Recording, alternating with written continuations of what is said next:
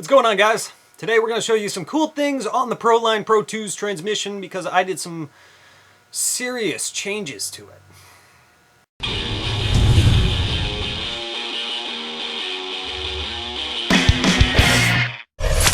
What's going on, guys? It's Matt from RC Overload. Welcome back to today's episode. As you guys know, we have been doing quite a bit to the Pro-2 as usual, except today we're taking it one step backwards. We took off the transmission assembly off of the truck, making it go all wibbly wobbly on us, in order to do some crazy modifications. Yes, that is a hardened steel spur gear on there. And I'm going to show you guys how we did that. Now, don't mind me in showing you how to do this. I did this the other night, late at night. I was kind of tired. So if I jumble a little bit in there, you guys know me. I'm not perfect. But nonetheless, we'll show you how to do this really cool transmission beefed up upgrade, because we also locked the differential. It's kind of cool. We're really making a drifter now.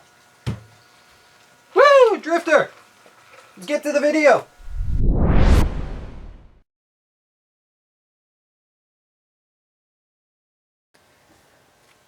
So here it is, guys. The Pro-line's HD transmission that we're going to be putting into the Pro-line Pro-2. Before I get started, as most of you guys know, the reason why I wanted to put this transmission into the Pro-2 is because it is beefier than the stock transmission that it comes with.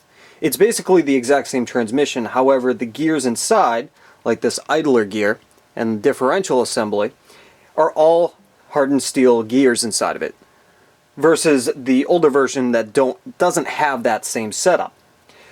So I wanted to make sure I had a beefy transmission when doing basically what it is that I'm trying to do with this truck.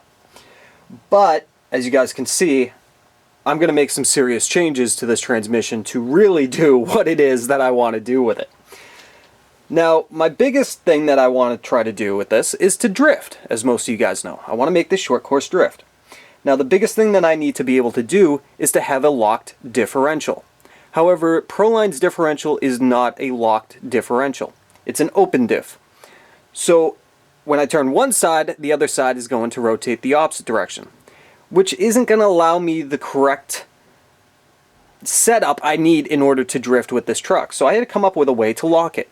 Now, there's many different ways to lock a differential, and it also depends on what type of differential you have. With this one having spider gears, I chose to use something called JB Weld. It's basically an epoxy that hardens like metal, or similar anyways. And as you guys can see, I filled the entire inside of it up with the JB Weld epoxy, and I let it harden for about 24 hours, and as you can see now, when I try to rotate one side, the other side does not turn at all. The whole assembly will not turn because it's all hardened inside of there. My fingers are actually just sliding right over it. So it's all going to spin all at the same rate for both wheels, allowing me to drift. Knowing that I've got some strong internal gears and I've got a locked differential assembly in this, and that the truck is going to be put under some serious stress at times when drifting, I wanted to improve on the spur gear and slipper clutch assembly. Now, this is the stock slipper clutch assembly with the stock plastic spur gear from Pro-line. It's a great setup and it works well for most applications. However, when I had my Pro-line Pro-MT that comes with the HD transmission, I originally ran it on a 2600 kV brushless motor on 3S, and I realized that I was having some serious problems with the slipper assembly holding tightly after a long time. I was either breaking the teeth off the spur gear or the slipper assembly just kept loosening up over time. Now, my assumption after doing a lot of testing is that on 3S it's just not quite perfect yet. But running on 2S, I have yet to run into a problem on my Pro-MT setup. So 2S seems to be very good for this setup, but 3S might be a little iffy. And knowing that I'm going to be running on 3S again, I chose to find a way to improve on this system.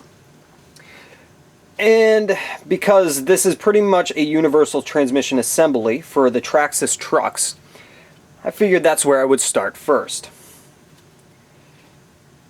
Take a look at these. Alright, these are your slipper shaft assemblies, okay? Assembly that the slipper clutch and spur gear rides onto. Now what I have here is the Proline's HD transmission assembly one, and a stock Traxxas Slash or Stampede assembly. As you can see, the Traxxas one is just a hair longer. Not by much, but it is a little longer. And the Traxxas one has a hole for the drive pin, whereas the Proline's version does not. What does this mean? Well, it basically means that I can now use a hardened steel gear, which is really cool. Now the teeth is actually the same tooth setup and everything like that. The shaft diameter is all the same, so it just drops right into the transmission like so. And it works flawlessly. So I'm going to real quick assemble this transmission and show you guys the hardened steel spur gear assembly from Robinson Racing that we're going to be putting into this. So you guys can figure this out and do it also to your trucks as well. Now there is something real quick. I know I just paused the video, you guys, but as I was assembling, I realized that there was one piece I forgot to mention about. And I just want to make this clear for you guys. On the Proline's HD transmission, on the shaft, there is a plastic O-ring that sits on the inside of it, as you guys can see, okay? You will need to take this O-ring off, and you will need to put it on the Traxxas version, as this is a spacer for the housing assembly. So you're just going to sit it in there just like that, right on the top side, okay? And then you want to go ahead and install your housing, like so. Okay guys, so finished putting it together. All that's left is to install the spur gear. Now like I was saying, this is the Robinson Racing Traxxas Slash 2-wheel drive 32 pitch spur gear assembly. I'll post the correct tooth size right somewhere up in here for you guys, as I just don't quite remember exactly, and without counting the teeth I don't want to waste your time. But this is the difference between two spur gears. This is the stock Proline version excuse me, is a 48 pitch, I believe. And the stock, not stock, the Robinson Racing is a 32 pitch. Wow, I just totally went mind blank on that. 32 pitch, 48 pitch. You guys can actually see the difference in the teeth size between the two. So what does this mean? Well, yes, you now have a hardened steel spur gear, but you got to change your pinion gear to a 32 pitch size pinion. Something similar to this guy, which is what I will be running on this truck. This is a 20 tooth. This seems to be the largest size you can fit on there with the motor, making your adjustments, as far as I can tell. But nonetheless, let's get this spur gear on there. You will also need the Traxxas slipper adjusting spring and nut. Okay? Now, don't worry, I will make sure I put links in the description box for all the parts that you guys will need for this in order to make this entire setup work. And from my understanding and doing a little research, there seems to be a ton of different ways of doing this, but this seems to be the best, using a Traxxas shaft with a Robinson Racing gear. As you guys can see, we have a perfect fit. And again, this will allow us to hook in the 20 tooth pinion gear and make this thing work well. Now you guys might be wondering, with that longer shaft, will it still work in the cover?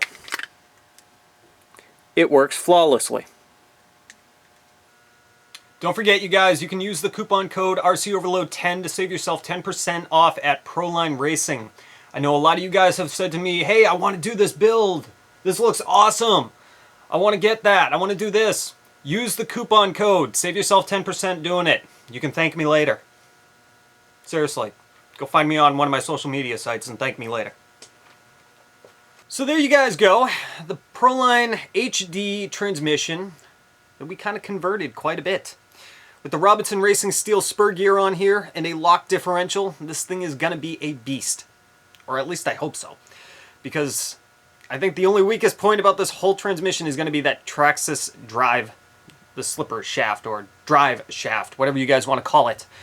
And that's because of that little tiny pin that sits inside of there holding that gear in place. We all know tends to just snap for no apparent reason.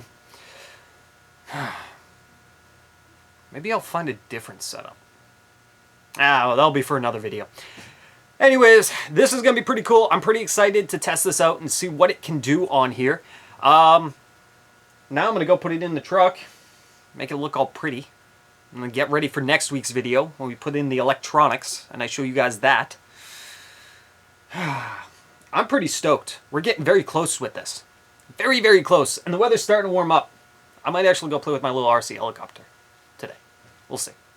If the wind ever calms down. Anyways, I'm getting off track, guys. That's going to be it for today.